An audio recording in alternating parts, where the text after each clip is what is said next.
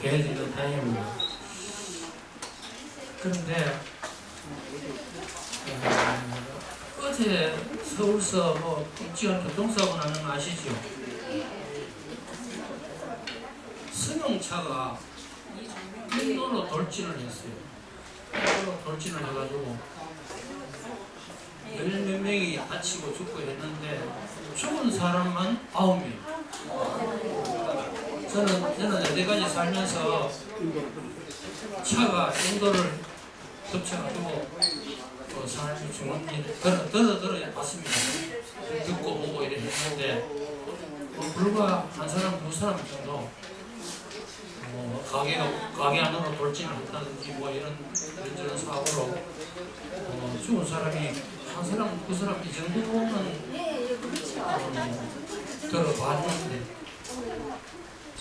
단일 사고로 9명이 죽고 여러 사람이 다치고 이게 기가 찰 일이죠. 근데 운전자는 술을 먹은 것도 아니랍니다. 버스 기사예요. 버스 기사인데 자기 차를 몰고 어떻게 된 건지 역주행을 했다거든요. 역주행을 하면서 인도로 돌진을 해서 그런 끔찍한 사고를 냈다. 운전자 말로는 급발진이다 이런 얘기 하는 것 같은데 믿을 수 없고요. 어쨌든 운전자한테 책임이 없지는 않겠죠. 책임이 누구한테 있고 없고 그런 걸 떠나서 어쨌든 사고로 인해서 9명이나 인도에 멀쩡하게 서 있던 사람들이 죽었다. 이게 우리나라입니다. 이게 우리나라. 정말 기가 찰 일이에요. 어디가 안전한 곳인가? 내가 서 있는 자리가 안전한 곳인가? 이런 생각을 곧장 하게 됩니다. 인도는 차고는 차가 넣는 곳이잖아요. 차는 차도로, 사람은 인도로. 근데 오늘 갑자기 미친 차가 돌진을 해가지고 길에 서 있던 사람들이 9명이나 죽었다. 여기 앉아서 방이 안 됩니까? 정말 한숨밖에 안 나와요.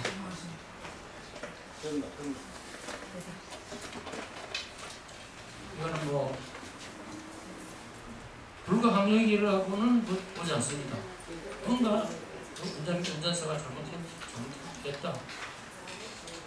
구체적으로 얼마나 어떻게 잘못했는지 그거는 찾아 가릴 일이고, 운전사는 좀 다치긴 되는 모양인데 생명만 시장에 없는가 봐요.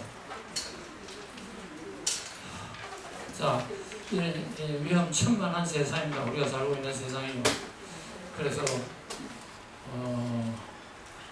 엉뚱한 피해를 입지 않도록 우리가 산다는 것은 가장 중요한 게 목숨을 유지하는 게 그게 최소한의 사는 기준 아닙니까? 조금 다치고 이런 거는 이거는 시간만 지나면 다 해결되지만 목숨을 앗아가 버리면은 다시 소생할 수가 없잖아요. 어제 매해 오늘 또 계속 뉴스에는 그게 가장 큰 뉴스로 나오고 있습니다.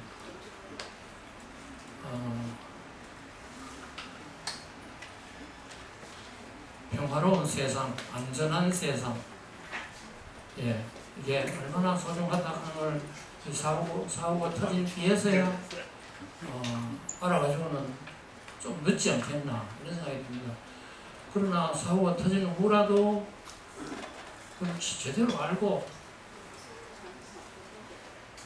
책임 있는 기관에서는 대응을 제대로 해야 되고, 좀 말씀드리겠습니다. 오늘 강의는 우리 문화재 지킴이, 문화유산 지킴이로서 꼭 알아야 될 그런 주제가 되겠습니다. 여기 지금 한옥 해충 방제.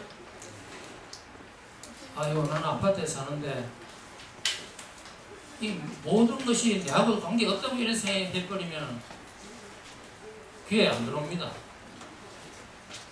혹시 압니까? 시골에 뭐 옛날 살던 집이라도 한 채 한옥이 있다. 혹은 문중에 뭐 어떤 집에 한옥이 있다. 이런 경우에 해충을 어떻게 방지할 것인가?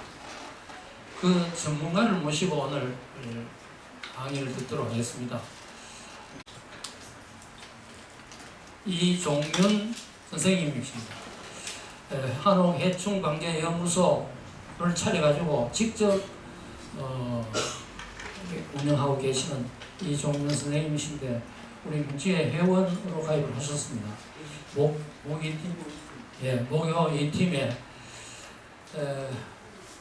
편안한 마음으로 한옥 해충을 어떻게 막을 것인가에 대해서 귀담아 들으시고 한옥이 오래오래 보존이 잘 되도록 그렇게 애를 써주시면 고맙습니다. 이종현 선생님 모시겠습니다. 박수로 맞이해주십시오.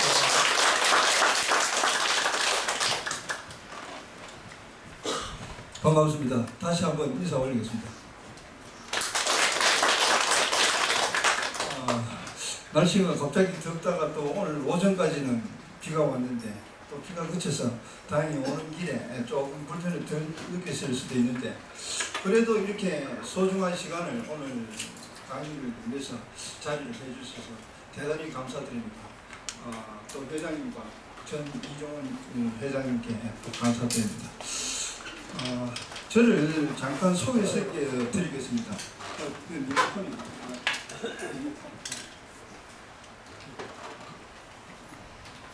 그쪽에 갖고 있는 말안 들어.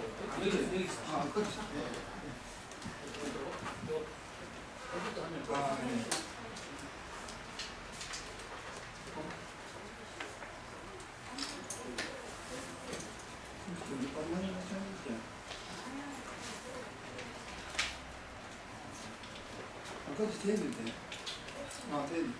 됐어. 네. 저희가 이렇게 한옥 해충 방지 연구소에 하여튼 일을 하고 있지만 또 다른 일을 지금 현재까지도 계속 하고 있습니다. 계속 하고 있어서 잠깐 시간이 필요하지만 또 소개 말씀 올리겠습니다.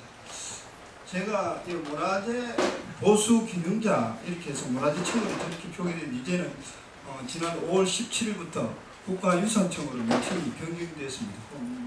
소개가 바뀌는데 저 문화재 보수 기능자가 이제 문화청에서 우리 문화재나 이런 걸 각 종목별로 수리하는 사람들에게 일정한 시험을 쳐서 자격을 주는 것이 있습니다. 옛날에는 문화청에서 직접 자격을 줬습니다. 지금은 이제 산업인력공단에서 모든 자격을 관리를 해줍니다. 저 문화재 보수 자격증에는 한 24가지 종류가 있어요. 대목, 소목, 장석, 개금, 단청, 하여튼 이런 부분에 쭉 한 24가지 종류가 있습니다. 그런 자격 중에 저는 7공 자격증을 갖고 있습니다. 그리고 이렇게 높은 기업학교도 조금 하셨고 했고 문화재 기능협회 회원으로도 되고 있고 대구광역시 농장으로 목칠 분야에서도 활동을 하고 있습니다.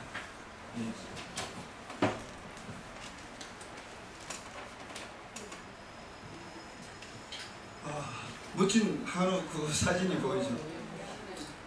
우리가 지금 이제 한옥의 어떤 대명사가 저렇게 목재를 이용해서 기와를 올린 것을 이제 거의 한옥이라 이런 표현을 많이 쓰는데 옛날에는 우리 한옥을 모든 게 양목의 반대말로 한옥을 쓴 겁니다. 우리가 선조들이 집 짓고 살았던 운막지, 초가지, 지붕에 나무를 얽히설켜 올려서 쓰는 농화지, 기와지 이런 모든 것을 한옥이라고 보십니다. 이렇게 너무 아름답고 살기 좋은 곳에 또 어떻게 보면 또 관리도 하기 힘들고 또 새로운 기후나 이런 변화에 따라 인재미가 나타나서 우리의 그 한옥의 목재를 갉아먹고 있습니다. 그래서 큰일이 났습니다. 큰일이 났고 오늘 제가 이 자리에 서게 된 것도 아까 그 선생님이 소개 말씀이 있었습니다만 제 동문인 그 정성애 씨가 이 문주에서 나름대로 굉장히 오래 활동을 하다가 평소에 우리 모임을 할 때 문주에 활동 사항을 얘기를 듣고 한옥해충 방지에 대해서 문주에서 한번 강의를 하면 어떻겠노 이렇게 얘기를 해서 저도 문주의 지킴이라면 문화재 지킴이 회원들이라면 한옥해충에 대한 걸 좀 아시면 좋겠다. 그래서 오늘 회장님과 이종호 선생님께서 이런 자리를 또 주셔서 오늘 영광스럽게 이 자리를 서게 됐습니다. 이게 한옥해충이 흰개미가 굉장히 좀 위험한 상태입니다. 지금 위험한 상태인데 보통 사람들이 이 흰개미가 이 나무를 갉아먹고 있는지 어떻게 되는지 잘 몰라요. 다 관심이 없을 수도 있고 모를 수도 있어서 앞으로 오늘 이제 저하고 이야기를 하면서 조금이라도 공부가 되시고 다음에 어떤 문화재 답사를 가시든지 개인적인 문중에 제시나 한옥을 갖고 계신 분은 좀 유심히 살펴보시면은 그 초기에 발견해야 피해를 줄일 수가 있습니다. 우리도 어디 건강검진 하다가 예를 들어서 안 걸리고 건강하시면 제일 좋은데 암이 발견된 지 초기다 이렇게 하면 쉽게 좀 고칠 수가 있잖아요. 한옥도 마찬가지예요. 이게 이제 저 기둥의 처치를 다 흰개미가 파먹고 터널을 다 만들어 버리면은 굉장히 이제 고치기 힘든 거죠. 사실. 하여튼 그런 거를 좀 염두에 두시면서 문화재의 어떤 피해 사례와 그 흰개미의 생태, 그다음에 제가 작용을 했는데 그런 데를 몇 군데 말씀드리도록 하겠습니다. 그리고 제가 하는 일 중에 또 한 가지가 전통 공예 중에 낮은 칠기를 하고 있습니다. 낮은 칠기를 하고 있는데 여러분들 오늘 제 어설픈 강의를 보답하는 차원에서 중간중간에 퀴즈를 내서 휴대폰 무선 충전기 제가 이제 가끔씩 공모대에서 출품을 하는데 작년도 경상북도 2023년도에 관광기념품 대상을 받은 작품을 퀴즈 마칠 때 한 분씩 선정해서 드리도록 하겠습니다. 귀를 좀 떠먹여 주시면 이런 한옥을 우리가 잘 지키고 또 특히 우리 문화재 지키기 위해서는 조금 더 관심을 두시면 좋겠습니다. 이 한옥 목재 문화재의 저승사자다. 좀 엄청난 표현이죠. 이게 사람 이 흰개미가 습하고 어두운 곳에 있기 때문에 지금 이렇게 되는 건 너무 오래돼갖고 많이 파먹고 나중에 바깥이 이제 떨어져 나갔어. 또 누군가가 뗐거나 이랬을 때 사진 촬영해서 지금 흰개미가 저래 한마디로 조금 그랬으면 구두기까지 이렇게 보입니다. 그리고 저것이 이제 제일 좋아하는 것이 또 소나무예요. 소나무고 습하고 어두운 곳을 좋아합니다. 원래는 땅속에 있어요. 땅속에.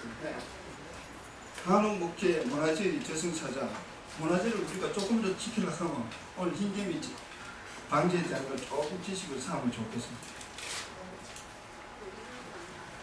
흰개미 피해 현장 사례.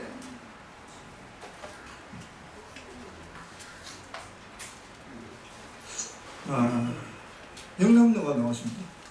영남로를 여러분들 가보셨죠? 가보신 분이 많이 계실 텐데 영남로는 우리 문화재 지킴이니까 다른 데 같으면 이야기를 필요치 않을 수도 있는데 여기서 바로 제가 퀴즈를 한번 내겠습니다. 초입부터. 영남로는 우리나라 3대 누각 중에 하나로 손꼽힙니다. 자, 3대 누각이 그러면 영남로 말고 두 군데가 있는데 아시는 분은 손들어서 한 군데만 말씀하시면 맞추시면 제가 제일 먼저 한 군데 부병로 강안로 한 군데만 말씀하세요. 강안로 제가 알고 있는 강안로는 3대 누각에 들지 않습니다. 예. 평양 수병로 예, 평양 부병도 맞습니다. 예.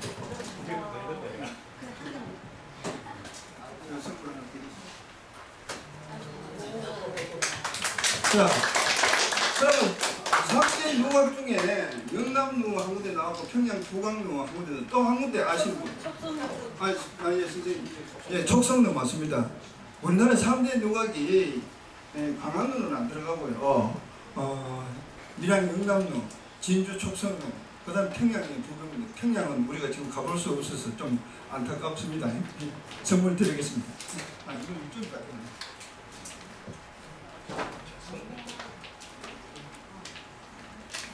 그런데 이렇게 아름답고 우리나라의 3대 누각인 영남리에 흰개미가 심니다. 우리가 그 문화재 답사를 할 때도 앞으로는 혹시라도 흰개미가 문화재를 피해를 주고 있지 않나 관심을 좀 주셔야 되겠습니다.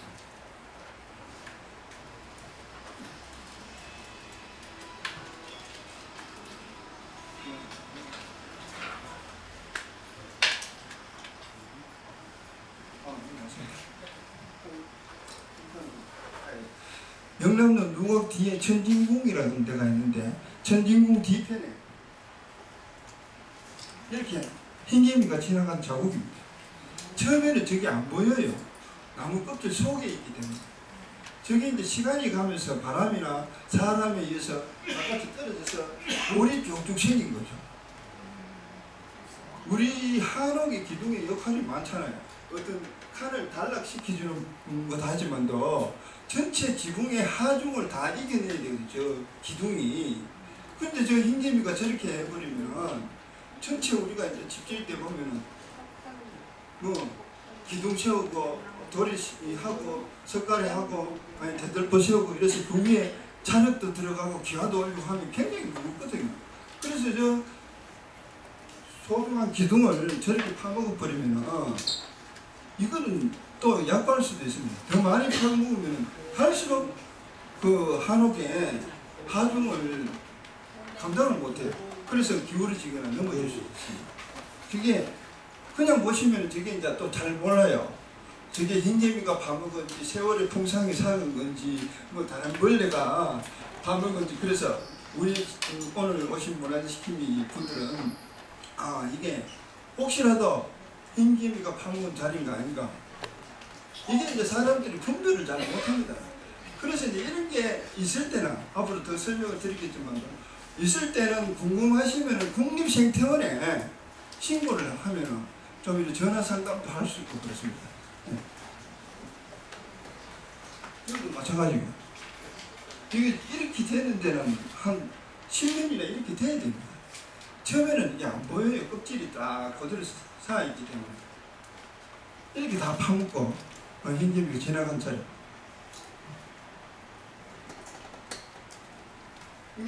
이렇게 구멍이 뻥뻥 뚫리죠.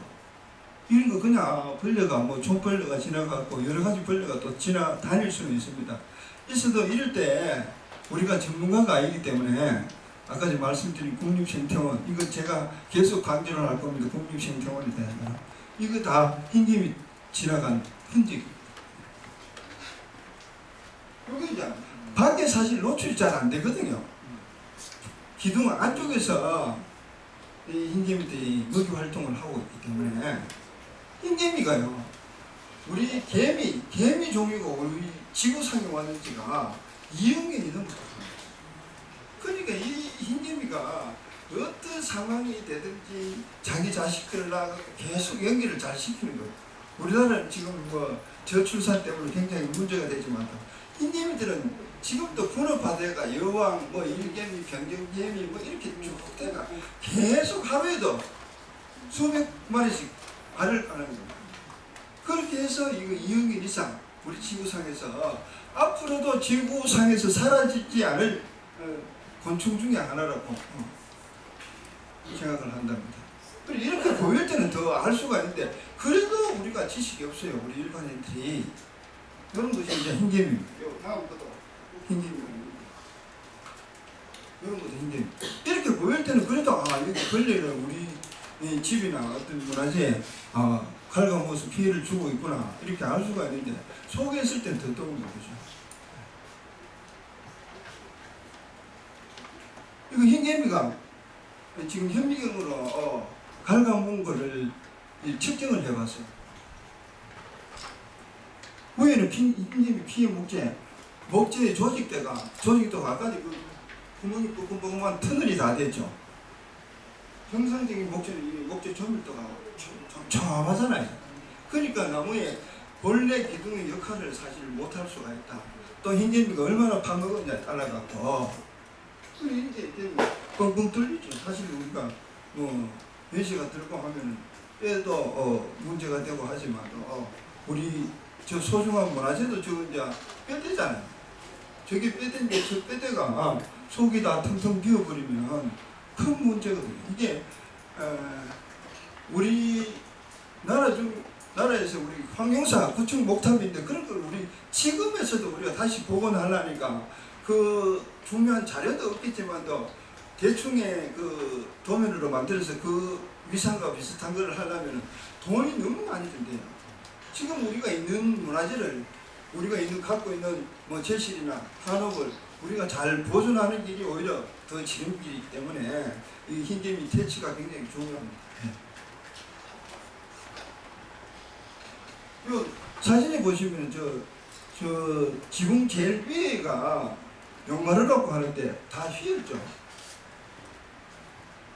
저런 곳을 이제 연구자들이 조사를 해보면은 거의 다가 흰개미가 파먹어서 이제 하중을 견디지 못해서 지붕이 처진 것입니다. 이제 혹시라도 어디 가시면 시골에 가거나 이러면 저런 거 있으면 의심은 좀 해볼 수 있어요. 진단은 바로 못 하시니까. 저것이 이제 우리가 이제 제대로 그 뼈대의 역할과 기둥의 역할을 해야 되는데 흰개미가 지나가 버리면 다 터널이 텅텅 비어 있어요. 아까 그 목재 위에 거는 저런 데를 두드리면은 우리가 어디 가서 두드려 보잖아요. 텅텅 빈 느낌이에요. 저 밑에 거는 이제 속이 알차서 이게 두드려 보면 우리 수밖에 안 익었다 못 익었다 그것도 기술적이 필요하지만 저 나무도 두드려 보면은 텅텅 빈 소리가 비 소리가 나요. 그래서 이런 흰개미 활동이 주어지고 많이 파먹으면은 지붕에 용마루까지도 다 휜다. 혹시라도 또 이런 집이 있거나 하면 의심을 일단 해보시면 좋겠습니다.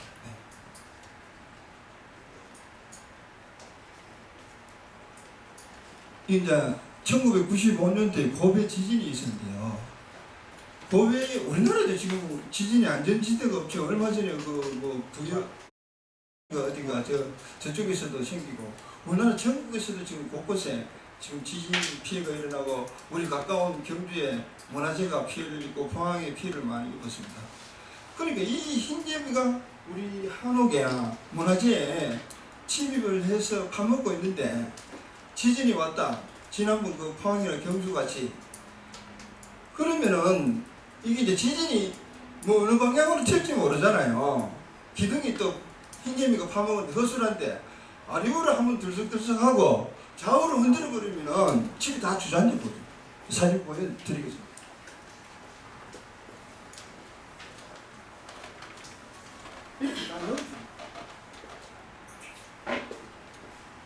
이렇게 되면 하루아침에 진짜 날벼락이잖아요. 그게 다른 피해나 뭐 세월의 풍상에 넘어질 수도 있지만도 지금 일본, 미국, 호주 이런 데는 사실 우리나라보다 목재 가옥이 엄청나게 많습니다. 피해도 엄청나게 많고요. 금년에 지금 미국의 흰개미 피해가 얼마냐 하면요. 약 53조가 됩니다. 53조 같으면 우리나라에 지금 우리나라 연 예산이 얼마입니까? 제가 맞는지 모르겠는데 한 660조 정도 되거든요. 그럼 우리나라의 그 예산의 한 7% 그 정도가 우리 그 피해를 입었다 하면 엄청난 겁니다. 우리가 53조가 있으면 중소기업 지원해주고 지원해주고 엄청난 일을 할 수 있는 그런 액수의 미국에는 흰개미 피해를 입고 있습니다. 이렇게 주저앉아 버리니까 흰개미가 참 무섭다. 그래 제가 처음에 시작할 때 큰일 났습니다. 그런 말씀입니다. 이렇게 다 넣었어.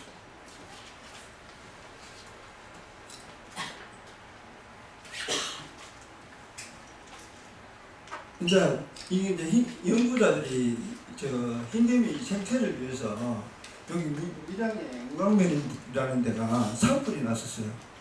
산불이 나고 난 다음에 몇 년이 지나고 나면 자천부터 밑에 잡초부터 올라오기 시작하고 다시 이제 생태계가 살아나게 되는데 우리 연구자들이 그 중에 이제 이렇게 보면 산불이 나고 난 다음에도 아무 그루트기가 또 있잖아요.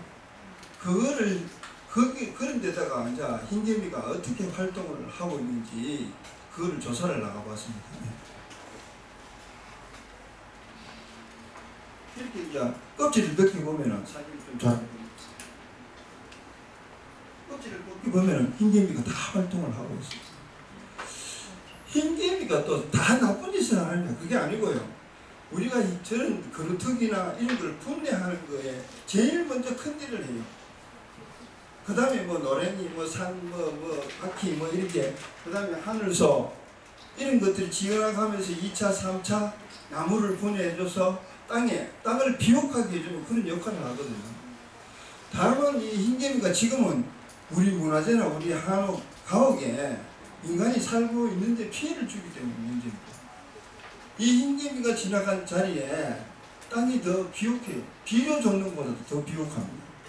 그러니까 이거 지금부터 또 한편으로는 또 이제 가옥이나 문화재를 보존하는데 또 문제가 또 생기는데 말씀드리겠지만도 이제 환경이 파괴가 되니까 여기저기서도 살 수 있지만 우리가 이제 지구 온난화로 아무 데서나 우리나라 전국에서 지금 다 퍼져가 있어요. 그렇기 때문에 이제 더 우리가 관심을 가져야 됩니다. 특히 문화재 지킴 회원분들이 더 관심을 가지셔야 됩니다. 이거 다 흰개미입니다. 예.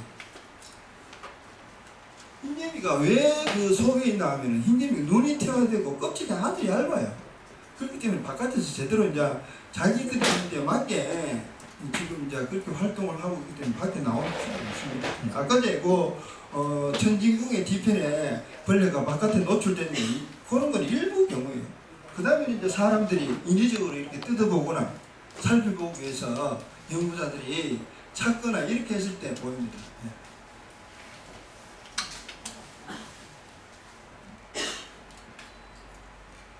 이게 개체수가 너무 많아요.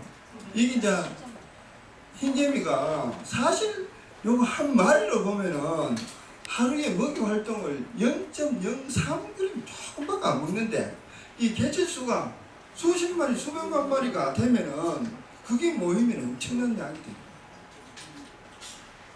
그래서 이게 이제 우리 한옥에도 침입을 하게 되면은 순식간에 피해를 줄 수도 있습니다. 또 뭐 어떻게 해서 환경이 안 좋아서 자기들이 스스로 나갈 수도 있겠죠.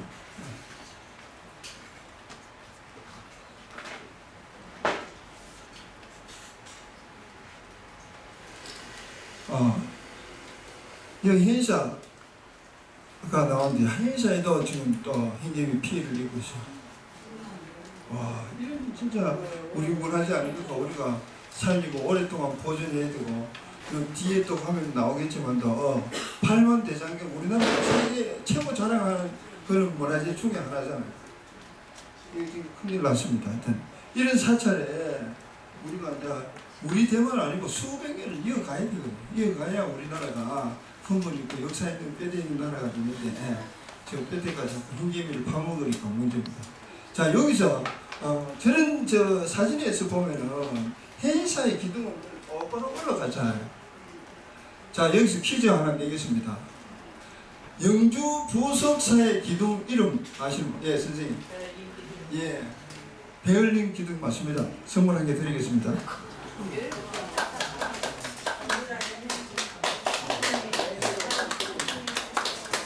네, 제가 이제 다른 데 많이 갔으면 이제 문화재 지킴이 하고는 좀 수준 차이가 나서 그런 이야기도 잘 모르실 수도 있어서 또 한 번 더 우리가 상기하는 의미에서 제가 이런 퀴즈를 냅니다. 내는데 베를린 기둥도 아까 이야기했지만 이 전체 기둥이 역할이 하중을 받쳐주고 칼을 만들어주는 거잖아요.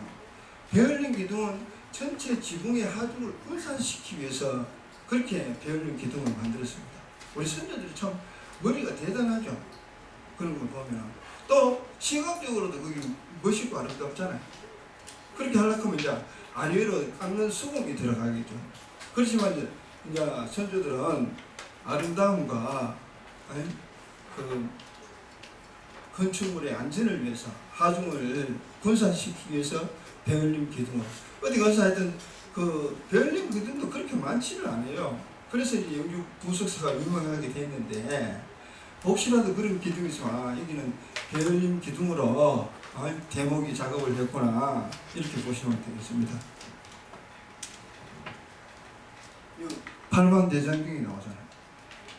팔만대장경이 아까 전에도 말씀드렸지만도 우리나라가 최고 자랑하는 것 중에 하나일 수도 있습니다.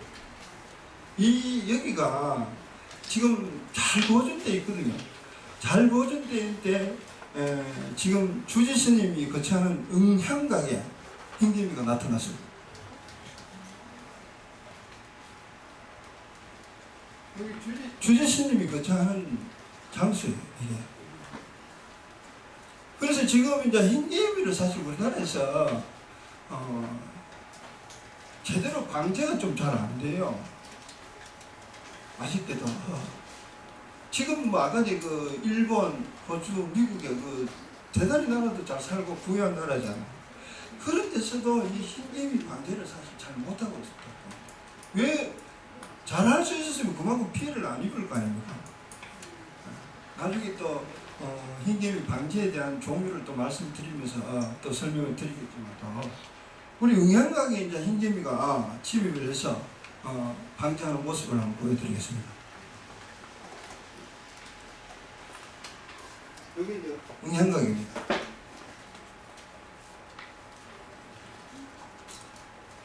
여기 이제 응향각에 지금 흰개미 방제를 하기 위해서 새 파이프로 전부 다 이렇게 설치를 합니다. 새 파이프 설치를 하고 난 다음에 비닐을 다 씌워요. 비닐을 다 씌워서 훈증 소독법으로 며칠 동안 훈증을 합니다. 근데 훈증을 하면은 나무의 틈새나 혹시 바깥에 노출된 흰개미는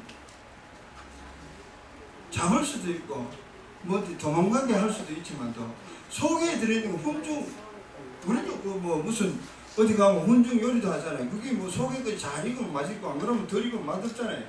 이게 속 기둥 저 안쪽까지 훈증을 해서 소독이 다 된다고 사실 볼 수가 없어요. 그래서 제가 아까 전에 안타깝게도 이거 살충을 하는데 기술이 아직까지 발달이 덜 됐어요. 그런데 또 문제가 있습니다. 이렇게 함으로 해서 이거 이제 이렇게 하는 것만 해도 보통 사람은 못하거든요. 이런 데는 문화재로 지정돼 있어서 지금 이제 국가유산청에서 다 관리를 해서 뭐 여기 드는 비용이나 이런 거 다 해주겠지만도 우리가 만약에 뭐 어떤 선생님 집에 제시를 하나 했는데 저거 훈증해 주시오 하고 해주는 거 안 해주잖아요. 예, 비용이 또 있으니까 그 모든 것도 나라에서 관리를 해준다는 것도 문제가 있겠지만 또 그러다 이런 데는 이렇게라도 합니다. 하는데 문제점이 또 발생해요. 다 잡지를 소탕을 못해서 문제가 있고 그 다음에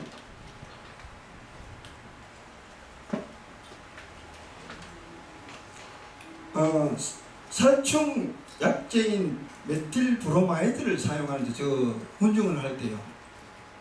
저게 이제 독극물이에요. 우리 그와 농약이나 살충제랑 마찬가지거든요.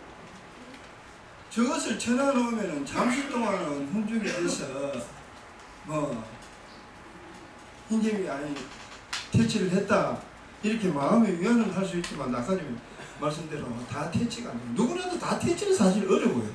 저도 마찬가지고 어렵지만 문제는 이게 이제 메틸 브로마이드가 독성이 심한 약재이기 때문에 문제가 돼요.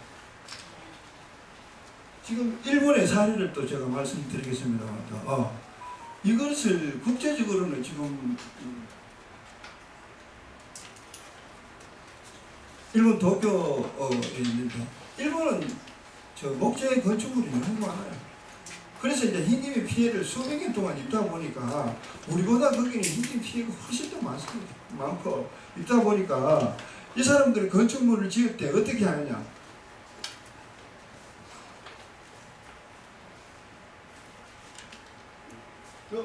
잘 안 보이는데 저게 분사되는 게 메틸 브로마이드를 지금 분사시키고 있습니다.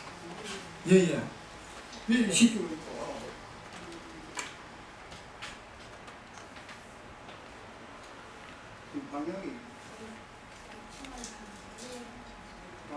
여기도 보면은 우리 건축물의 기둥 애들을 다 씌우고 난 뒤에 메틸브로마이드를 흠뻑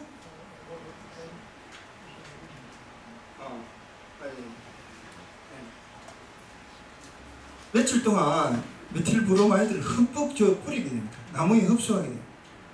그러면은 흰개미 방제는 좀 됩니다. 저게 뭐 아주 흰개미가 사실은 눈도 태할 때고 껍질도 약하고 나무를 먹었는 것도 지가 소화도 못해요.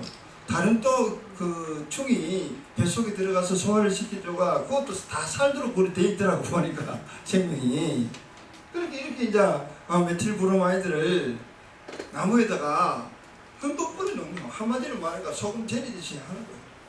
그러면은 이제 당분간 흰개미 피해는 덜 입는데 사람에게 후유증이 나타나 있어요. 수년간 이 집에서 생활한 사람들이. 그래서 일본의 반농약 그룹이 있습니다. 메틸브로마이드를 이제 법정화 시키려고 의회에 안건을 내놨습니다. 좀 쓰지 못하도록 하자. 사람에게 피해를 주니까. 흰개미 잡는 것도 좋은데 사람한테 피해를 주니까. 사람의 뇌신경계하고 어린이인데 류마티스가 막 오고 이렇다. 발이 붓고 막 이런 게 나타났어요. 그러니까 우리 아까 그 회사 영양장기는 우선 방편으로 했지만도 제가 자꾸 말씀드리는 게 좋은 게 아니다. 그렇게 말씀드린 겁니다.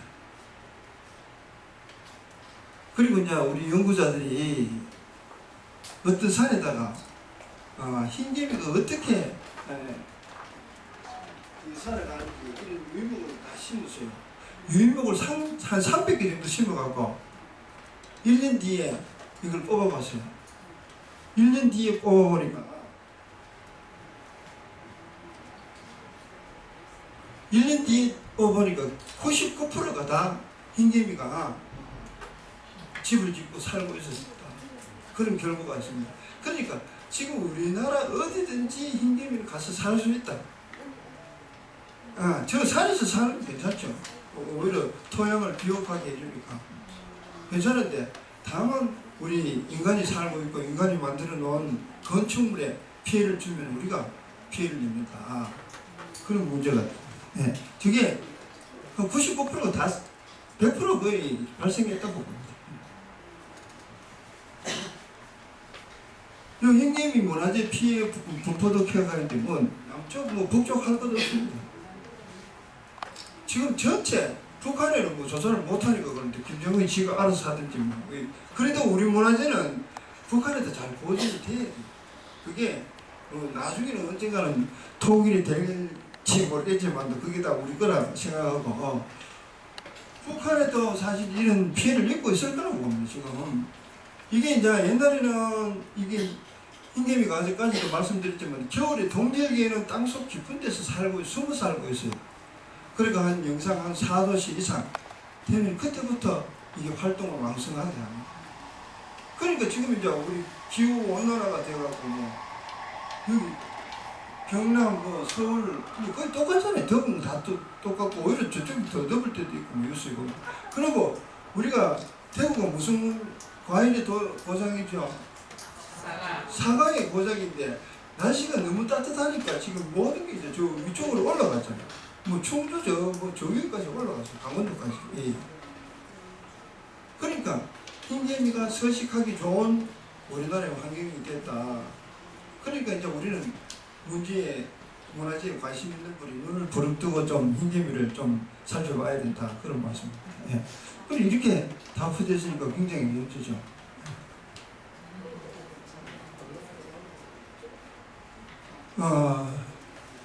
저 요도 또 밀양에 또 흰개미가 왜 그리 많은지 밀양에 또 사례가 있더라고요.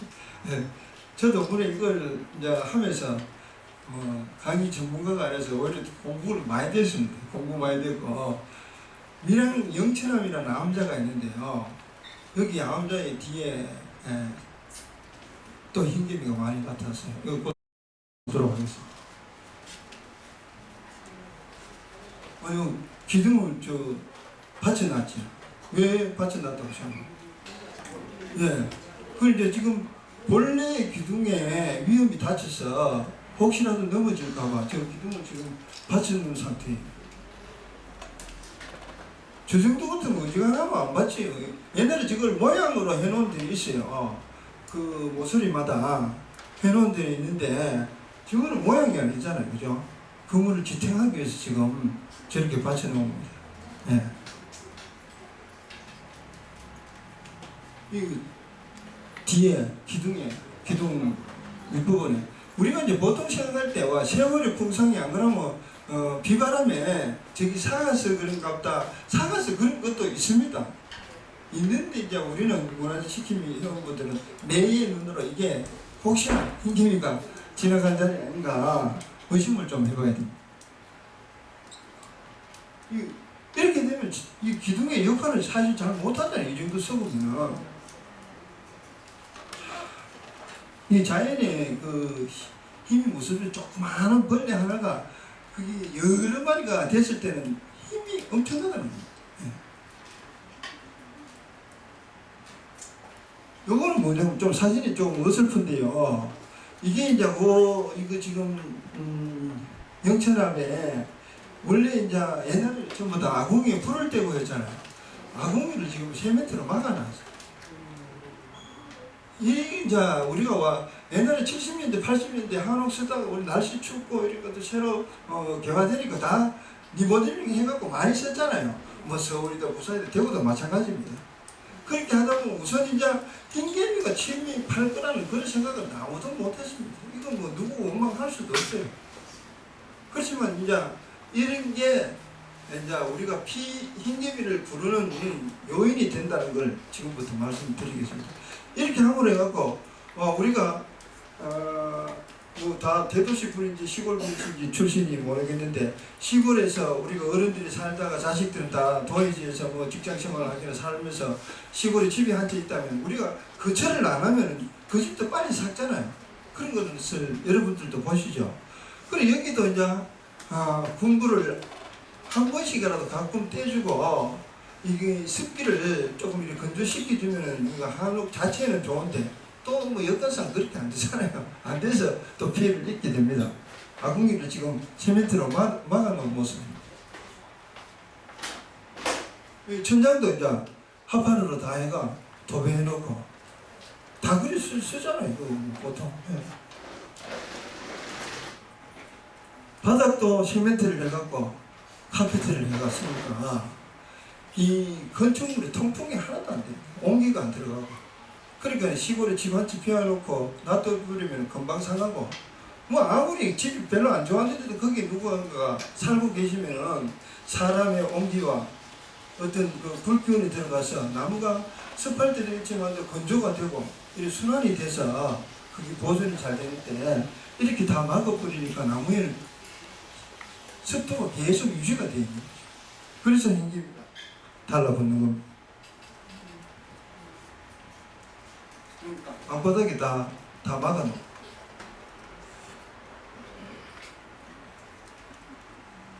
그런데 중요한 것은 그 뒷건물에는 그렇게 이제 막아놓고 그렇게 사용했는데 영천함의 대웅전을 한번 보시면 대웅전은 또 깨끗해요.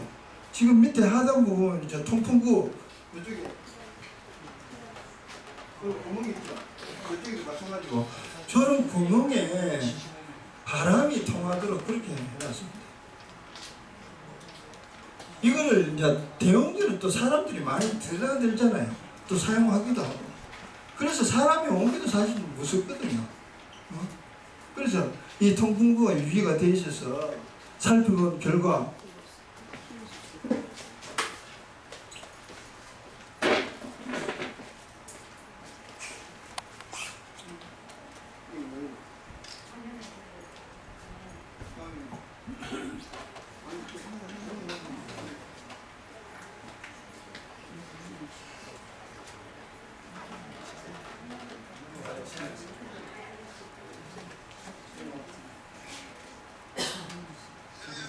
이렇게 대웅전에는 통풍구가 잘 보존이 되어 있었습니다. 이러니까 이제 요 보시면 마룻바닥 안쪽에다가 다 현미경으로 봤는데 깨끗해요. 이렇게 마루도 깨끗하고요. 그게 이제 마른 바닥 밑에 통풍이 잘 되고 있어서 습도와 건조의 조건이 좋다. 그래 나무가 건강하다는 거죠.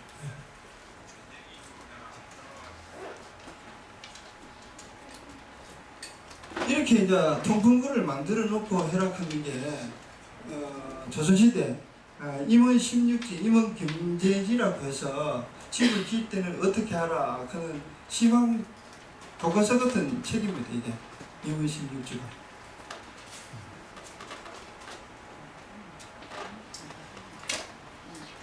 저기 한문은 저도 잘 모르니까 마루 밑에는 담백 쌓기를 금한다 이렇게 옛날부터 참 우리 선조들 대단하죠. 하여튼 네. 그러니까 담배를 쌓아버리면 아까 아궁이 다 막고 다른 데 다 틀어막듯이 또 춥다고 그래 막습니다. 더 막아요. 우리가 그 순간에는 덜 춥고 편하게 쓸까 싶어서 그래 했는데 담백 쌓기를 금한다 이렇게 되어 있습니다. 이렇게 맞지만도 우리가 이제 한옥에 살기가 관리도 불편하지만도 사실 추위 때문에 뭐 다 이제 양식으로 바뀌고 뭐 지금은 모든 게 세멘트 문화, 뭐 아파트 문화로 바뀌었습니다만도 한옥 지을 때는 밑에 마룻바닥에는 담백을 쌓으면 안 된다. 통풍이 잘 돼야 된다. 그래야 나무가 건강하다는 말씀입니다.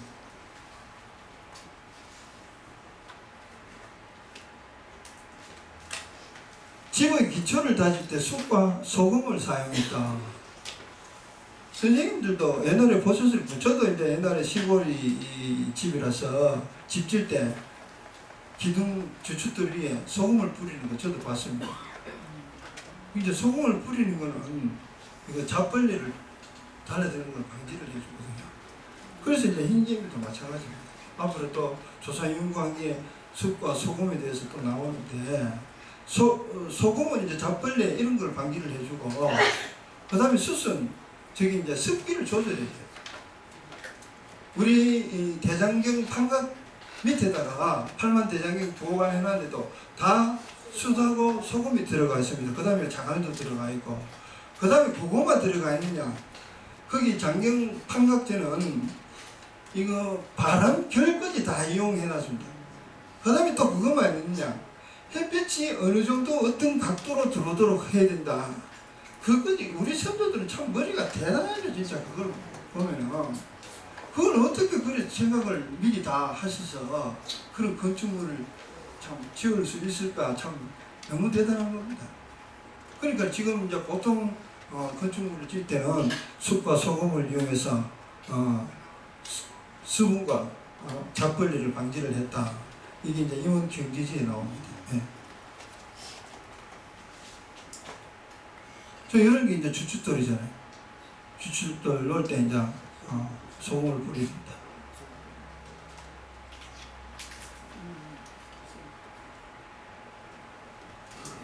숯과 소금.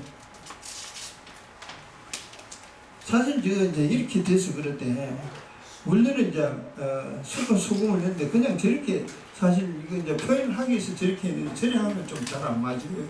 왜 그럴까 하면 원래 이제 전체 주춧돌을 넣고 그 아까 저도 계속 강조드렸는데 전체 지붕의 하중을 방지하기 위해서는 제대로 주춧돌과 나무의 틈새가 없어야 되거든요. 틈새를 없애는 게 이제 그랭이질이라고 해요. 그랭이질이라고 하는데 그래도 소금을 뿌리면 그 위에 올리면 돼요. 그거는 제가 봤습니다. 네. 봤는데 우리가 이제 주춧돌 모양은 이렇게 평판 주춧돌을 해서 땅을 고루고루 다져놓고 보통 집은 다 이렇게 합니다. 평평한 돌을 갖다 놓고 기둥을 올리는데 여기서 또 퀴즈를 하나 내겠습니다.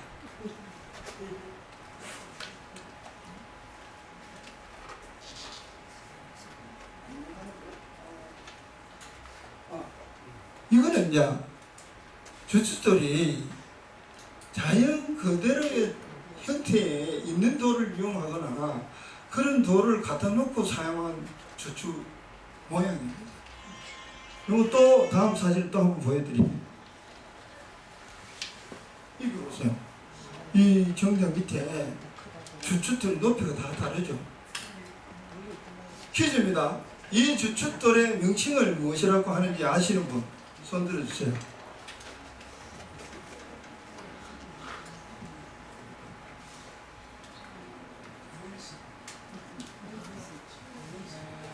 사실 저런 거 여러분들이 관심을 안 뒀거나 뭐 다른 모든 전문가시지만도 또 이쪽에 또 전문가들 보시면 뭐 사전에 다 알 수 있지만 우리가 이제 다음에 어디 갔을 때 아까 또 배울림 기둥도 그렇지만도 주춧돌 모양을 보고 아 이거는 그때 그 사람이 무슨 주춧돌이라 하더라 다른 사람인데 가르쳐 줄 수도 있고 자 약간의 힌트를 드리겠습니다. 강원도에 가면은 그 내과가 있는데 돌다리를 나눠서 이렇게 덤벙덤벙 걷는다고 하거든요. 자, 말씀해 보세요. 아, 바로 알아보는데 큰일입니다. 상품 드리겠습니다.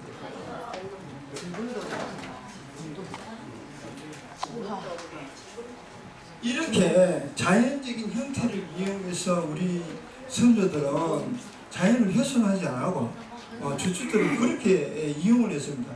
사실 이게 주춧돌을 이용을 하려면 밑에 아까 그 주춧돌과 기둥의 틈새를 잘 맞춰야 되거든요. 그것을 이제 돌에 울퉁불퉁하게 생긴 거하고 똑같이 깎아줘야 돼요. 그것을 그레기질이라고 하는데 그 대목들이 이제 대목들이 잘 보고 해야 되고 그 다음에 이게 이성으로 해갖고 기둥의 계산법이 다 달라지는 거예요. 이거는 주춧돌이 올라왔으니까 다른 거는 뭐 또 얼마고 이런데 이거 이제 대목들이 기술적인 또 기술이 그만큼 요요합니다. 이게 그냥 아무나 되는 게 아니고요. 그냥 일정한 거는 그 기둥을 세우기 좋잖아요. 똑같이 하면 되는데 우리가 또 한 가지 좀 말씀드리고 싶은 거는 이제 어차피 기둥 이야기가 나왔으니까 기둥을 세울 때 이제 보통 이제 한옥이 이런 거 세울 때 기둥이 거의 다 똑같은데 모서리만 기둥을 약간 높게 해요. 보통 그 이제 집의 크기나 모양에 따라 갖고 이제 구석자리 기둥은 약간 높게 해야 됩니다. 그것을 보통 한 5cm 정도 높게 하는데 집의 크기에 따라 갖고 이제 더 크게 해야 되겠죠. 그것을 똑같이 해버리면 다 짓고 나면 처마가 처지게 되는 모양이. 그래서 우리 선조들은 그 모서리 기둥은 중간에 안에 들어있는 기둥보다 한 5cm 정도 더 길게 해서 나중에 집이 다 완성되면 살짝 들리는 게 그 들리는 것도 우리나라는 진짜 미적으로 들려갔습니다. 우리 선조들이. 그 뭐 중국이나 이런 거 빼죽이 돼 있잖아요. 그럼 일본 가면 또 빼죽해요. 삼각형 빼죽은 좁은 삼각형. 거긴 또 거기 나름대로 지형에 일본은 또 뭐 눈비가 많이 오니까 뭐 흘러내리고 그걸 예상을 해서 그렇게 지었다고 하는데 우리나라 제가 뭐 우리나라 사람에서 그런 게 아니고 제가 봐도 너무 아름답게 우리나라 잘 된 것 같아요. 그래서 기둥의 높이는 모서리 기둥을 한 5cm 정도 높게 해서 완성됐을 때 살짝 들리면서 보기 좋게 했다. 저 건물이 어디 있습니까? 그것도 제가 설명드리겠습니다. 저거는 이제 강원도 삼척에 있는 죽서루라고 합니다. 예. 죽서루라고 하는데, 예? 사마사에 있는 거. 죽서루라고 하는데, 이게 이제 보물로 되어 있다가 2023년도에 국보로 선격됐습니다. 이게 다 강원도에는 보통 보면 이제 그 바닷가를 보고 있는데 이거는 이제 강옆에 언덕 위에 있습니다. 강옆에 언덕 위에 있고 저기 가보시면 이게 참 자연을 이용한 선조들의 지혜를 느낄 수 있습니다. 그냥 이제 이렇게 했구나 보다 덤벙주추를 이용해서 지었구나 이렇게 보시면 또 누군가가 이게 또 그 덤벙주추를 소개해 주시면 또 그분이 또 좋은 공부가 되겠고요. 하여튼 이게 이제 강원도 삼척에 있는 죽서루입니다. 국보로 선격됐습니다. 작년도에. 예? 예, 개미 침범 못하도록 우리가 만들어야 됩니다. 앞으로. 예.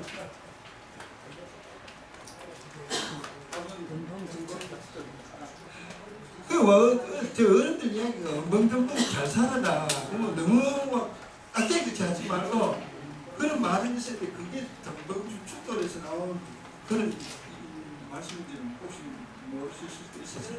예, 예, 이해가 되시죠? 그래 아까 이제 그 기둥 밑에 축돌 사이에 숯과 소금을 이용했을 때 흰개미의 반응을 연구자들이 되었습니다. 그렇게 이제 실험 도구에다가 숯과 소금이 섞인 흙 반틈하고 그냥 일반 흙 반틈을 해갖고 이제 흰개미를 넣었어요. 흰개미도 그 작은 거 별로 안 좋아하는데 저 옆에 다 도망가 푸는 거예요. 한 12시간 뒤에는. 그 연구 결과가 있습니다. 다음 사진에. 12시간 뒤에는 숯과 소금을 섞어놓은 흙에서 다 구멍을 뚫고 가 이쪽으로 다 탈출했어요. 그러니까 우리가 아까 임원 경제지 조선시대 집진 교과서에 나왔다시피 숯과 소금을 이용했을 때는 흰개미를 방지를 일부 할 수 있다. 이게 증명이 된 거예요. 그 조선시대 때. 요거는 이제 근대 과학자들이 요 연구 발표된 자료이기 때문에 뭐 속이지도 못해요. 하여튼 12시간 뒤에는 다 넘어가시죠. 이쪽으로. 뭐 생명력이 쉬었다. 아, 네. 그러면 잠시 쉬었다가 또 하도록 하겠습니다. 영어 것도 있고 뭐 약간 거듭징하지만도 이해를 바랍니다. 흰개미가 하여튼 우리가 기둥을 건물을 지을 때 숯과 소금을 이용하면은 그 기운이 있을 때까지는 나름대로 효과가 있다. 숯과 소금을 앞으로 어디 전원주택을 나무를 이용해서 할 때는 꼭 좀 한번 사용해 보십시오. 네.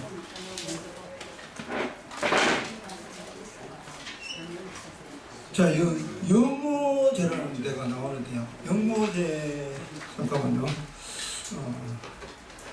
영모제는 이제 오늘 우리 현 회장님 안 나오셨는데 달성서시 문중에 여러 제실 중에 한 군데입니다.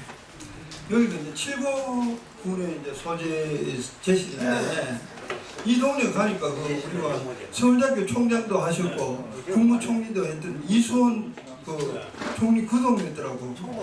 그 동네인데 거기 가니까 제가 남의 집에 함부로 못 들어가니까 이수원 총장 집이라는데 이 한옥이 좀 이렇게 맺혀 있더라고요. 저 건사한데 이 영모제는 이제 달성서시 문중에 작은 집안의 제식입니다. 여기 제가 이제 한옥 방제를 했던 걸 좀 말씀드리겠습니다.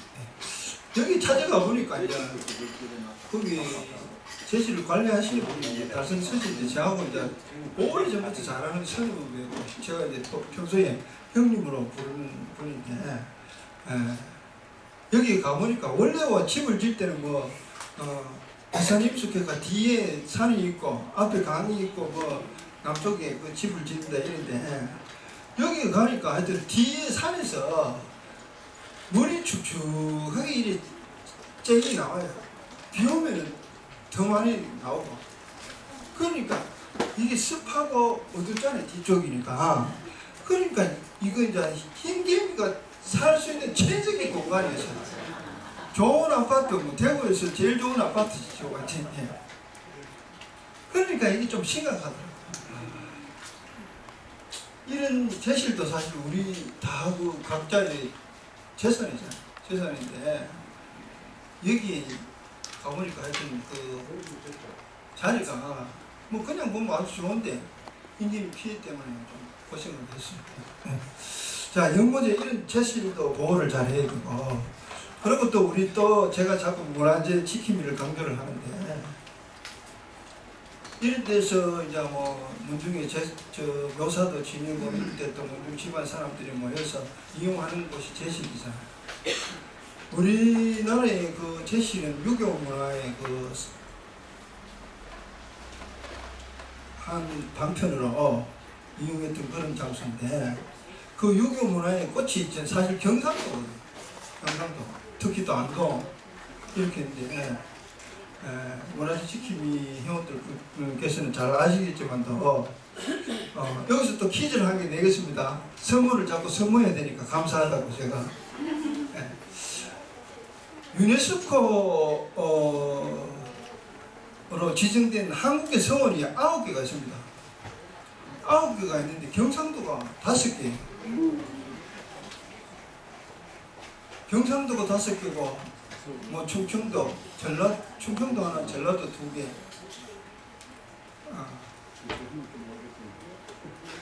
경남에 또 1개. 이렇게 있습니다. 문제 내겠습니다. 혹시 9군데 다 하시는 분 혹시 있으세요? 문제, 예, 선생님. 네. 말씀 한번 해봐 주세요. 소수서원, 예. 소수서원. 남계서원, 예. 옥산서원, 예. 도산, 예. 도산, 예. 모통. 피랑, 예. 모통. 무성, 예. 도남. 야, 예, 맞습니다. 야. 대단하십니다. 예. 와, 참. 그걸 9개는 사실 알기 힘들거든요. 저도 이제 어머니 올랐고 억지로 외워갖고 왔는데 퀴즈 내려고. 앞에 하나 받았습니다. 받았어요. 네. 그래도 드리는 아니 이제 문제도 문제지만 진짜 타임 먹으면 됩니다. 그러니까 9개를 안 한다는 건 사실 좀 힘들거든요. 나는 그러니까 예. 그래서 우리 대구에 있는 서원이 뭐고 이렇게 문제 내려고 했는데 9개를 다 맞추셔버리니까 선물을 드려야 되는 게 당연합니다. 예. 아니 우리도 문화재 지킴이니까 그 정도 또 몰라서도 우리 한국의 서원 6.25 사상의 그 모든 집성지가 각 우리 서원에서 다 우리 예쁨이 다 나오잖아요.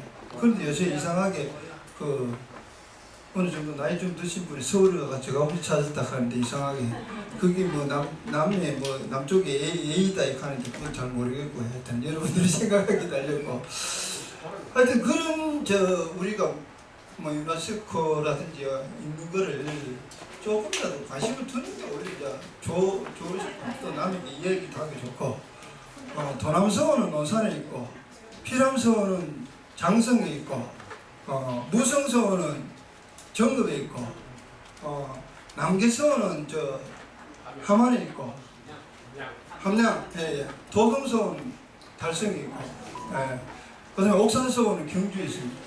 경산서원 도산서원은 안동에 있고 소수서원은 영주에 있습니다. 그것도 이제 관심 있게 한번 또 뭐 놀기 삼아 한번 외워 놓으시면 좀 좋습니다. 네. 자, 이 연구소에 가니까 아까 그 뒤에 너무 습하고 너무 힘들고 좋은 아파트로 되어 있었습니다. 현장을 한번 보겠습니다. 이게 이제 아까 선생님이 질문을 하셨는데 흰개미가 날씨가 추울 때는 땅 밑에서 나무 안 그러면 깊숙한 곳에서 움직이질 않아요. 그러니까 한 4월 초부터 이제 영상 한 4도씩 5도씩 올라가잖아요. 그때 올라갔을 때도 이렇게 날개를 달고 나오는 게 그때 날개 나오는 곳이 있고 안 나오는 곳이 있습니다. 이렇게 날개를 달고 나오는 곳은 이 집이 됐든 어느 산에 뒷산이 됐든 이 흰개미가 안착한 지가 5, 6년 이상 됐다고 그렇게 연구자들이 봅니다. 그러니까 우리 초창기에는 이게 기둥 안에서 그 주고 파먹고 있으니까 우리가 뭐 현미경 사과 들어가다 볼 수가 없고 그래서 이게 발견이 늦어요. 이 정도 날개를 달고 나오는 거는 이제 한 5, 6년 되고 난 다음에 교미 시기에 짝짓기 위해서 한번 밖으로 나오는 거예요. 다 나오는 거 아니고 일부만 나와요. 이럴 때 이제 이 집 연구제도 관리하는 선배가 갔을 때 이런 게 보이고 해마다 보였는데 몰랐다. 이렇게 흰개미가 가면 날개를 달고 나와요. 이렇게 하면 여기 근방에 안 그러면 우리 건축물에 5, 6년 이상 자리를 잡아갖고 파묻고 있는 데가 있을 수 있다. 그렇게 의심을 하셔야 됩니다. 이 뒤에 후면에 기둥이 이렇게 파먹었잖아. 저기 전부 찌끄러기거든. 처음에는 바깥이 저렇게 떨어지질 않았죠. 바깥 표면이 그대로 이렇게 살아있어요. 있는데 저게 또 비바람에 저절로 떨어져요. 사람이 뭐 다쳐서 떨어질 수도 있겠지만 저럴 때는 좀 저것만 해도 심각하거든. 기둥의 역할을. 예.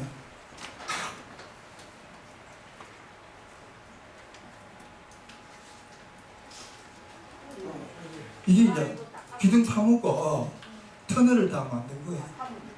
예. 터널을 만들고 저것도 이제 눈에 빨리 안 보이니까 치고 넘기.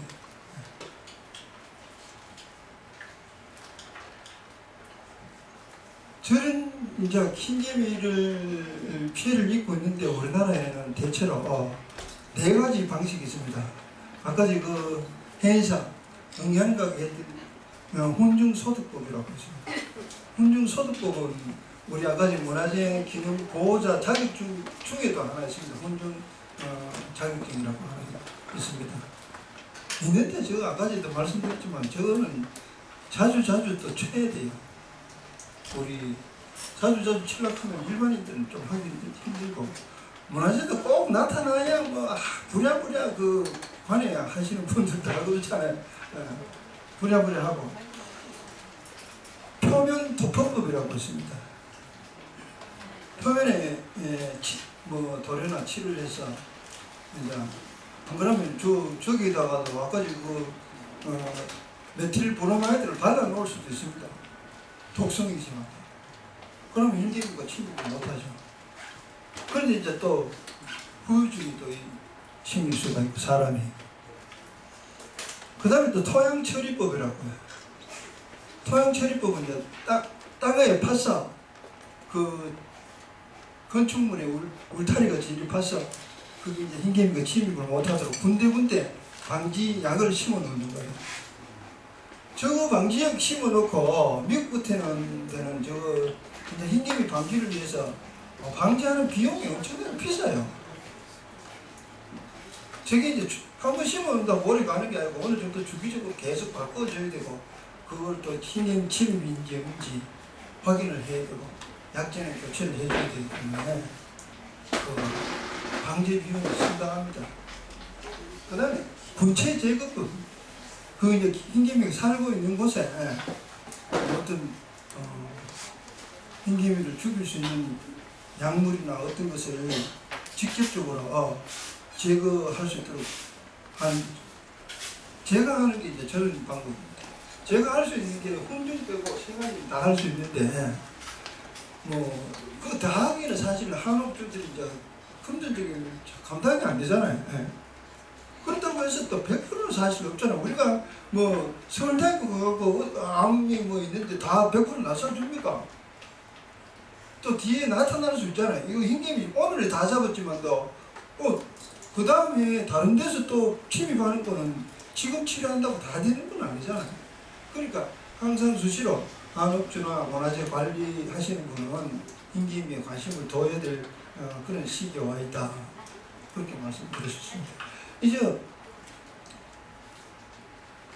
한 세 가지, 네 가지를 다 하면 더 좋겠죠. 어쨌든 방법을. 그렇지만 그렇게 잘 안 돼요.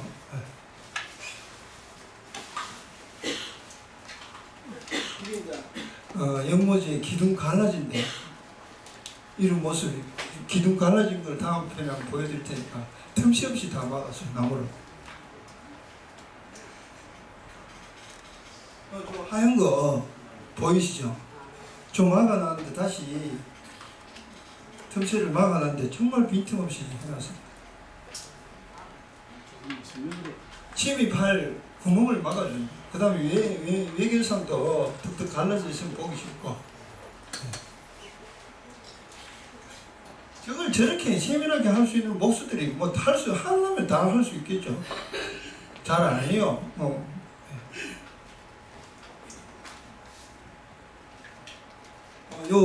여기 보면 이제 저 흰개미 방지에 이걸 투입한 구멍이고 밑에는 기둥이 너무 썩어서 너무 흰개미가 이제 파먹어서 기둥을 갈아준 자리예요. 기둥을 밑에 잘라내고 밑에 받쳐준 겁니다. 그걸 덩벌이라고 하는데,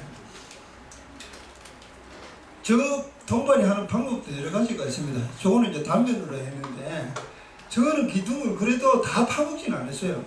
한 3분의 한 1 정도는 이게 파고 들어가니까 안에는 아직까지 생생하더라고요. 그래서 그 부분까지만 파서 외부에는 다 크기를 맞춰서 그렇게 했습니다. 저 할 때 이제 그 안에다가 제가 갖고 있는 방지액을 다 처리를 합니다. 그렇게 해줌으로써 제가 갖고 있는 방지액은 몇 가지 장점은 이제 제만의 주장입니다만 또 아직까지 이제 흰개미가 군체에 살균이 되고요. 그 다음에 예방이 되고, 그 다음에 제가 그 살균 소독했는 데는 나무의 내구성이 아주 좋아집니다. 더 튼튼하게 되는 거예요.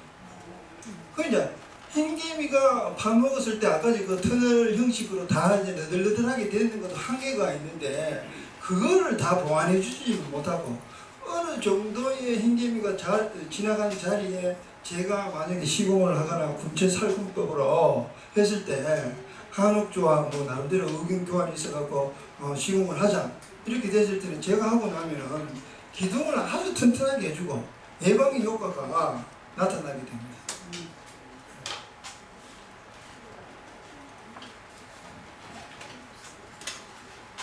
저도 마찬가지입니다. 저 밑에도 또 갈았는데 아까지하고 높이가 틀리죠. 네.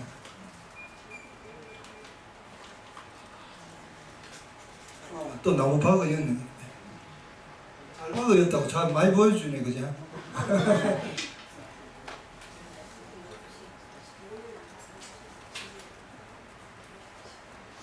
뒷면에 저 가래 있는 건 좀 더 시커멓게 잘 보이죠? 저쪽으로 쭉 가면서 다 그래요. 이 뒤에가 산이에요, 산. 야산인데, 야산에서 물이 축축하게 째기가 나와요. 여기는 그 흰개미가 제일 살기 좋은 호텔입니다. 호텔. 근데 지금은 제가 관계를 해놨기 때문에 작년 7월달 정도 했는데 올해 봄에도 가니까 또 날개 단 흰개미가 나타났대요. 그런데 지금 이제 제가 그 관련 형님이 이야기하는데 수시로 가보는데 더 이상 침입했다는 그런 흔적이나 그런 자국은 더 이상 안 보이는데요.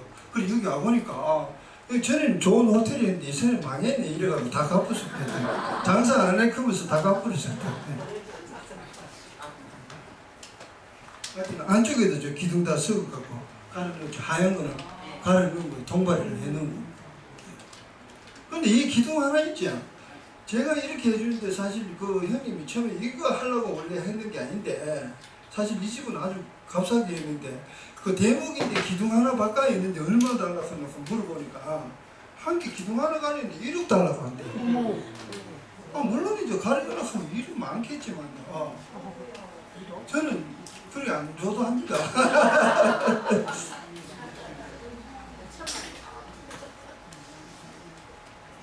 이렇게 또 이제 그 미관을 다 좋게 했습니다. 다 옛날에 약간 이제 곰팡이 나무 곰팡이 시커멀 수도 있고 나무에 따라가고 약간 이제 회색 연한 회색 같은 일이 쭉 될 수도 있는데 그거는 그렇게 된 거는 그래도 건강한 모습이에요. 까만 흙 그 곰팡이 피는 건 좀 시각적으로 보기가 안 좋고요.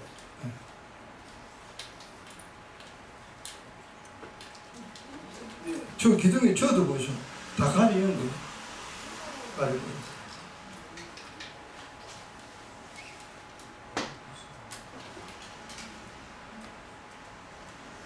이 전체. 이 마루도 이름이 굉장히 많더라고. 템마루, 쪽마루, 뭐. 예. 우리 보통 이제 우리 그냥 일반 민가는 이제 들마루 뭐 그다음에 마루 대청마루가 있고 좌측에 또 방이 하나 있고 뭐 3칸집 4칸집 따라서 방이 2개 있고 이렇게 되거든요. 그 중심에 이제 대청마루가 있는데 대청마루에 단 벽 쌓기를 하면 안 된다. 밑에 통풍이 돼야 된다. 그래야 흰개미가 달라들지 않습니다.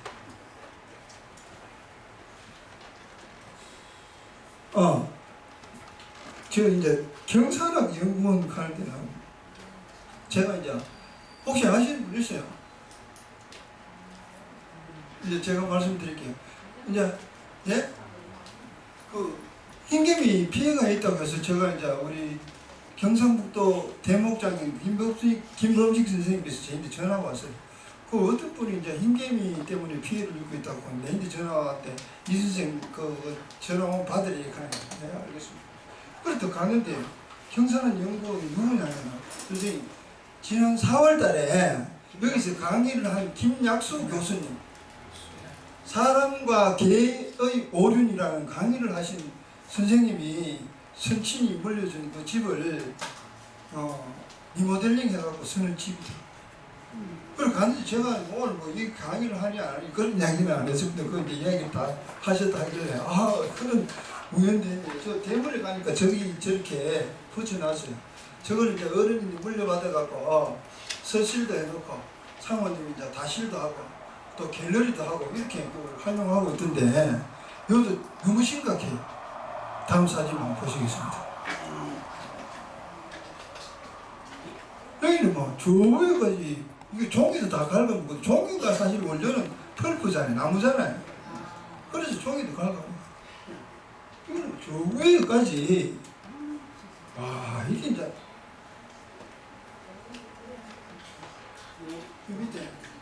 밑에 저 약간 뻐끔하죠?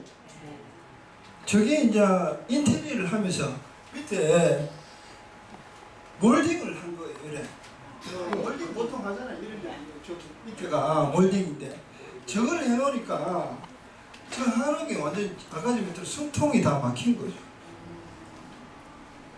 그때 할 때만 해도 그 교수님이 이야기 하시는데 저는 아무 문제 없었대요.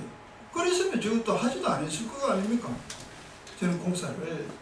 그러니까 뭐 리모델링 하는 사장님인데 어떻게 하고 뭐 어떻게 한다고 그러는데 뭐 교수님들도 전문 지식은 따로 있으니까 이렇게 했는데 한 몇 년 지나고 나니까 벌레가 자꾸 나타나고 해서 뜯어보니까 저렇게 돼. 지금 뜯어 나온 상태예요. 저게.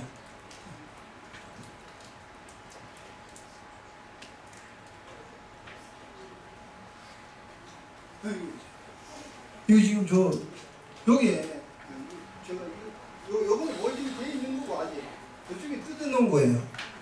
이렇게 썩은 걸 처음에 공사를 하지는 않았다 이거죠. 그러니까 몇 년 지나고 나니까 그 안에 습도가 높고 이러니까 흰개미가 침입해서 저만큼 피해를 많이 주고 있는 거예요. 그래서 이 교수님도 이렇게 사진을 찍어서 국립생태원에다가 다 연결돼 해놓고 그렇게 하셨더라고요. 참 이게 요건 경산이 있어요. 경산. 자연 쪽인데 이거 밑에 한번 보세요. 저도 몰딩 뜯어낸 거거든요. 지금 기둥마다 지금 피해를 입고 있습니다. 이게 이제 그 김약수 교수님 집에 그 이제 흰개미가 요거는 한때 한철 잠깐만 나타나요. 이거 날아가 버리고 이때 못 보면 뭐가 뭔지도 또 몰라요. 관심을 주지 않으면 이게 또 뭐 그냥 잡벌레가 왔다 갔구나 죽었구나 이렇게 볼 수 있는데 이제 관심을 이제 일부는 그래도 집에 자꾸 기둥도 이렇게 되니까 국립신경원에 이제 물어봤대요. 물어봤더니 별 뾰족한 수는 없더래요. 그런데 이런 걸 보내주면은 흰개미가 맞다 이런 판명은 그래서 제가 이제 누구라도 전문가가 잘 없으니까 알 수는 있다. 그 아는 방법은 국립생태원에다가 사진이나 그 현장을 찍어서 보내주면은 알 수 있다. 저 방은 또 따로 방법을 찾아야 돼. 이게 엄청나잖아요. 이거 지금 저렇게 많이 떨어져. 서울에 지금 또 무슨 벌레 같더라. 무슨 러브 벌레인가 뭐 이래. 그게 뭐 엄청나게 날렸던데.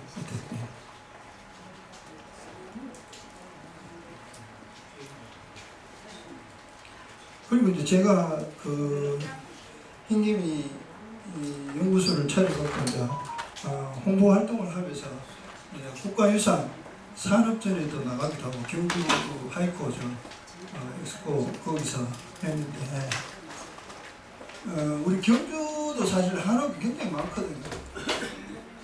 경주에 한옥이 많은데 거기서 이제 제가 이거 홍보를 하고 있으니까 아까 그 혹시 사인할 때그또 플레드 하나씩 가져가시는지 모르겠지만 그것도 나눠주고 제가 이제 방지하는 방법이라든지 이런 걸 이야기를 해봤는데 경주시에서 지금 이제 황리단길이나 이런 데서 상업적으로 영업하시는 하는 사람의 집에도 흰개미가 많이 나타난대요. 많이 나타나고 있고 경주에는 또 그러니까 양동마을 그건 또 유네스코로 지정되어 있잖아요. 거기는 또 한옥과 기와집이 같이 혼재되어 있습니다. 그 전부 다 기와집만 한옥이 아니고 한옥인데 거기도 살고 있는 사람이 왔더라고요. 왔는데 흰개미 많대요. 예. 많은데 그거는 사실 이제 자기 개인이 그 시공을 못 하거든요. 그 문화재청에 관리를 다 받아야 됩니다. 받아야 되는데 그런데 이제 영업을 하시는 사람도 그 흰개미 피해 때문에 이제 잡아야 되고 처방을 해야 되는데 얼마나 유익하거든요.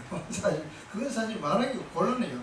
그리고 그 현장에 가봐갖고 어느 정도 피해가 있는지 이걸 구분해야 되고 그것도 또 얼마큼이면 또 내하고 시공하시는 사람하고 그 한옥주하고 의견이 맞아야 할 수 있지. 내가 뭐 얼마 놀락한다고 뭐 그 돈 감당이 또 자꾸 이제 겁을 내더라고. 내가 이야기를 해보니까 그래서 문의가 또 잘 안 들어요. 이게. 또 저게 심각한 줄을 몰라요. 이게 심각성을 몰라서 그러니까 또 이제 주거를 하고 있으니까 경주시 주택가에서 또 공무원들이 나왔더라고요. 그러면 이거 흰개미 묻는 걸 그러면 어떻게 바꾸냐. 내가 다 할 수 있다 하니까 그러면 야, 참 난감하게 질문을 하는 게 석가리하고 뭐 다 파먹는데 우리 할래 하는 게 참 그게 집 하나 새로 짓는 게 낫지. 그건 나는 해줄 수 다 있다.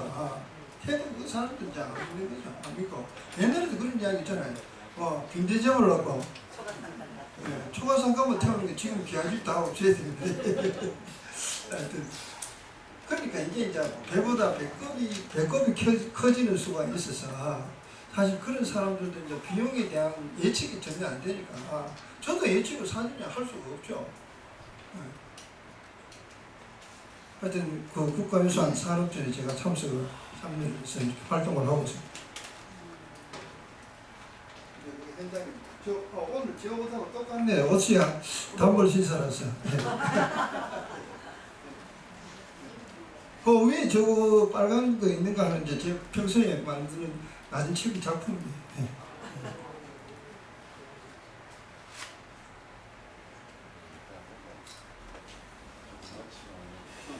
한옥문화박람회도 제가 참석을 했습니다.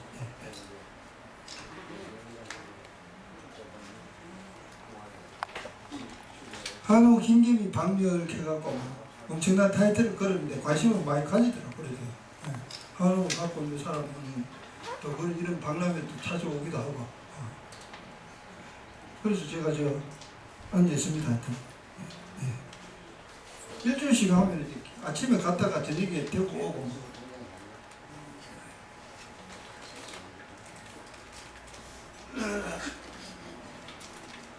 제가 평소에 또 그 낮은 칠기를 할 때는 아름다운 공연을 또 쓰기도 하고 그렇습니다.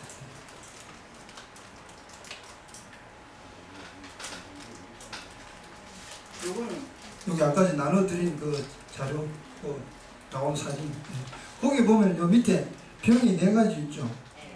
요 병이 제가 이제 그 흰개미 방지할 때 쓰는 약물입니다. 저걸 팔으라고 하는데 저거 팔으면 나는 원래 시공해가 먹고 살아야 되는데 나중에 또 뭐 어떻게 되면 팔 수도 있겠지만 또 제가 거쳐야 될 관문이 많아요. 아직도 그런 거 많이 준비해야 될 게 많이 있습니다. 뭐 어떤 연구소에 이거 실험 과정 결과물을 또 받아야 되고 과정을 많이 거쳐야 내가 검증이 되는지 아직까지 그런 거 준비 중이고 언제 될지 잘 모르겠습니다.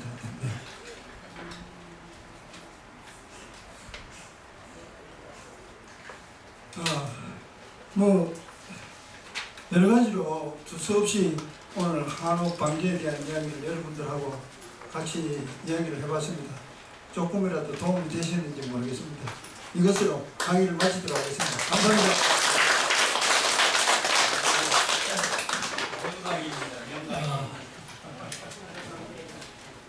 오늘 어떤 흰개미 사진으로나마 자세히 살펴볼 수 있었고 그 흰개미의 피해가 한옥에 아주 치명적이다는 것도 알았습니다. 이종현 선생님 그 방면이 전문가니까 혹시 주변에 흰개미 피해를 입을 가능성이 있는 그런 한옥을 갖고 있는 분이 있으면 소개를 해 주십시오. 소개를 해 주시면 이종현 선생님도 돈 벌어서 좋고 사전 예방을 겸해서 미리 대비를 하면은 비용도 적게 들 것 같고 그런 장점이 있을 것 같습니다.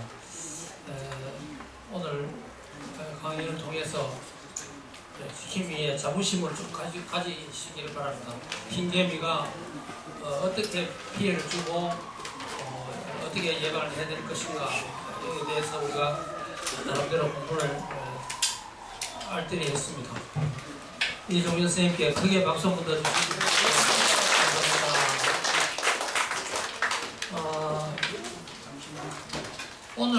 오늘로서 금년도 전반기 대행강좌는 끝을 거의 2달 뒤에 9월 6일부터인가 다시 강의를 시작합니다. 한 2달 동안 날씨도 덥고 여러 가지 여건이 좋지 않으니까 그래도 문화재에 대한 관심을 항상 가지시고 공부를 해가면서 그렇게 쉬시면 좋겠습니다. 그리고 올해가 아니고 한 2주 남았네.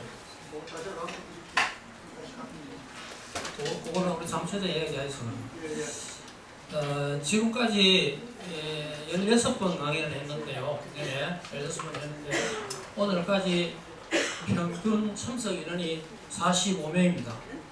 45명.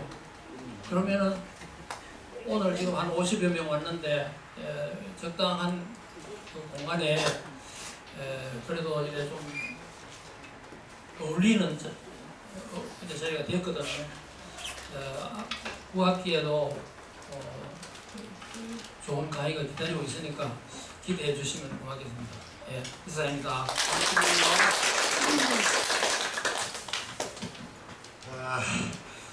오늘 강의 아주 명강이겠죠. 우리 문화지킴이, 유선지킴이 회원으로서는 꼭 알아야 할 그런 참 실속 있는 그런 강의가 된 것 같습니다. 우리 이종윤 오늘 강사님 수고를 많이 하셨고 전반기 16강을 지금 추진해 오는 동안에